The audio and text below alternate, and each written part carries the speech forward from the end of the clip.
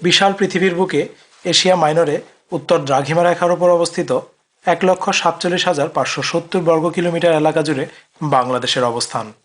এর রাজধানী ঢাকা, যার প্রাণকেন্দ্র শেরেবাংলা নগরে স্থপতি লুই আইকেনের নকশায় নির্মিত পৃথিবীর অন্যতম বিখ্যাত একটি স্থাপত্য আমাদের জাতীয় সংসদ ভবন।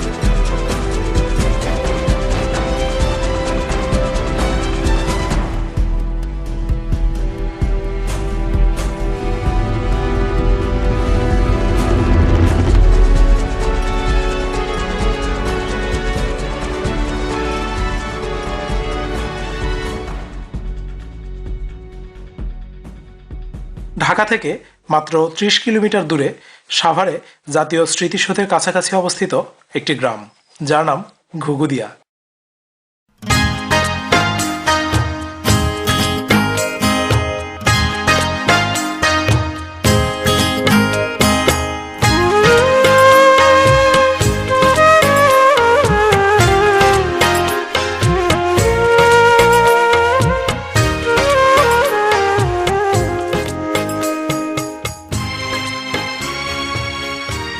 প্রকৃতির ছায়া শনিবিরে ঘেরা সবুজ শ্যামল এই গ্রামের পাশ দিয়েই বয়ে চলেছে বংশাই নদী।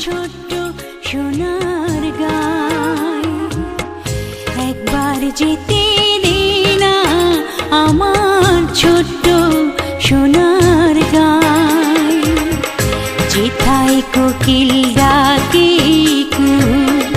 দোয়েল ডাকে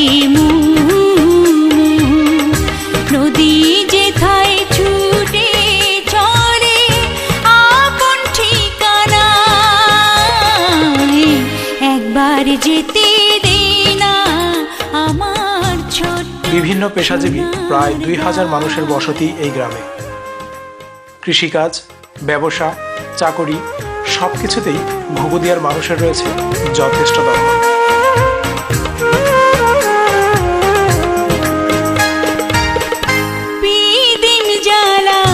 সাঁঝের বেলা শান বাঁধানো। এই গ্রামের বেশিরভাগ জনগণই শিক্ষিত। শিক্ষায় দীক্ষায় অনেকে পেয়েছেন সম্মাননা পদকও। রয়েছে ঘুঘুদিয়া সরকারি প্রাথমিক বিদ্যালয়, ঘুঘুদিয়া আদর্শ উচ্চ বিদ্যালয়। প্রতিদিন হাজারো শিক্ষার্থীর কলরবে মুখরিত থাকে এই শিক্ষাঙ্গন।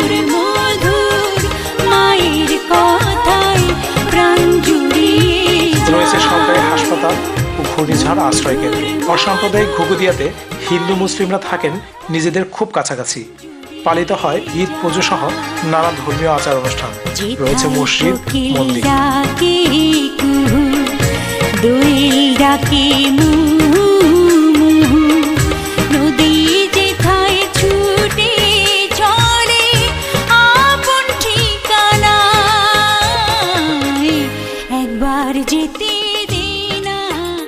ক্রীড়ামোদী ঘুঘুদিয়ার ছেলেমেয়েরা সারা বছর খেলাধুলায় মেতে থাকেন।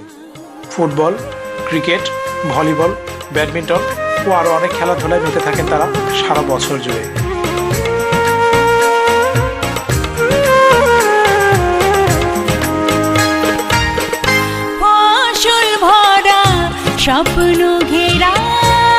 শিল্প সংস্কৃতিতেও পিছিয়ে নেই গ্রাম। বিভিন্ন ঋতুতে পালন করেন নানান আচার অনুষ্ঠান, ধরে রেখেছেন নিজস্ব কৃষ্টি। এই গল্প এখানেই শেষ নয়, হবে আরো অনেক বড়।